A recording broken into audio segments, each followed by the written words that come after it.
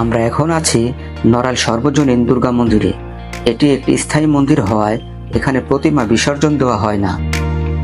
ভক্তবৃন্দরা বছরে যে কোনো সময় এখানে পূজা অর্চনা করতে পারেন।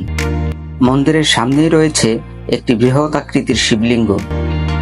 নড়াইল শহর থেকে 3 কিলোমিটার দূরে চিত্রা নদীর পাড়ে এই ঐতিহ্যবাহী মন্দির ও বাধাঘাটটি অবস্থিত।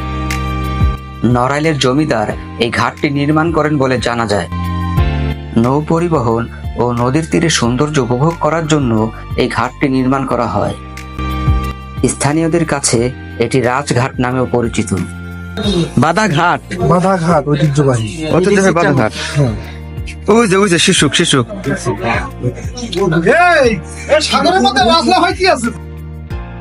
খরস্রোতা চিত্রা নদী, তার ঘোরধারা স্রোত এখনো বিদ্যমান।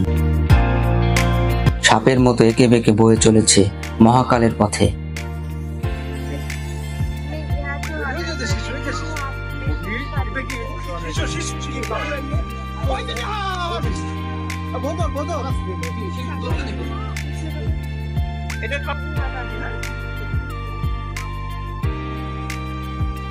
নড়াইল সর্বজনীন দুর্গা মন্দির, চিত্রা নদীর পাড়ে। Guys, we have come from Faridpur to Narail.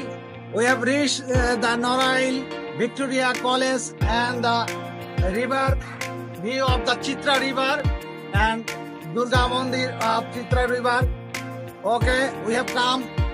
That's okay. We are filling oil and we are washing the very little and charming spots.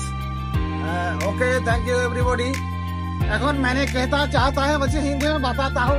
यह इंडिया से आया हूँ, हमारा मामून भैया है, तुम कुछ बता दो। हमारा थोड़ा हिंदी है।